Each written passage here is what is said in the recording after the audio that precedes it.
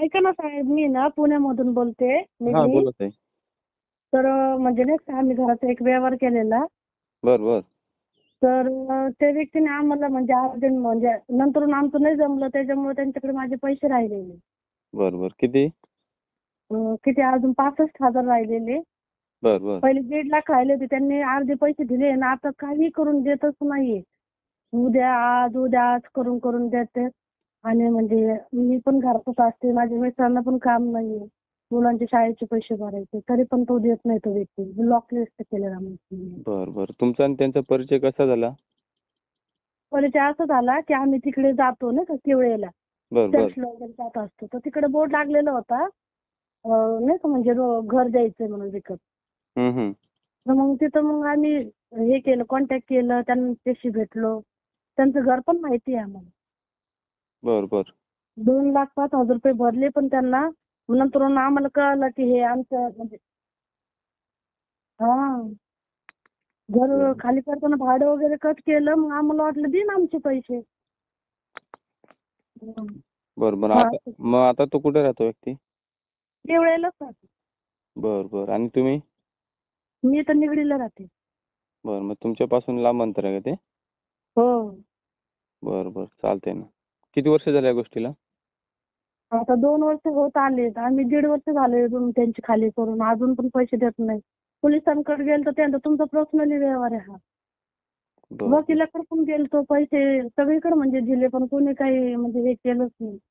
नंतर मला असं वाटलं की मी सर्च मारलं, कोण आहे का, मग तुमचा मला नंबर भेटला म्हणून कॉन्टॅक्ट केला. बर बर बर चालतंय ताई. करतो तुम्हाला. तुम्ही कधी भेटले का त्या व्यक्तीला समोरासमोर? हो हो, भेटलेलो. अजून पण आम्ही त्यांना फोन करतो, पण ते फोनच उचलत नाही. बर बर फोन नाही उचलत का?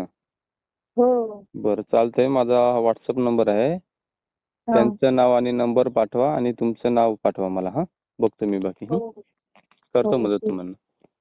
हा हा, ठीक आहे, चालेल. हा सर बोला ना. हा ते प्राजक्त सरकार काहीतरी लेडीजचं काय तुमचा विषय झालता ना ते व्यवहार? हो सर चालतं ना. हो काय विषय मग नेमकं ते 65,000 काय देत नाही, नंबर वगैरे ब्लॉक टाकले, बिचार ती लेडीज लढून लढून फोन करते. सर विषय काय माहिती आहे का? हा त्यांना पेमेंट नाही सांगत नाही आपण, त्यांना सांगितलं की आम्हाला क्लिअर करू, पण आता सध्या पैसे आपल्याकडे पण नाहीये द्यायला. बर त्यांना जी प्रॉपर्टी दिली होती हा हा त्या प्रॉपर्टीवरती जेव्हा ते राहिले 1.5 वर्षभर काहीतरी ते राहिले, ती अच्छा. प्रॉपर्टी त्यांनी परत नाही, त्यांनी त्याचे काही पैसे दिले नाही आपल्याला, आणि नंतर मग ते सोडून गेले.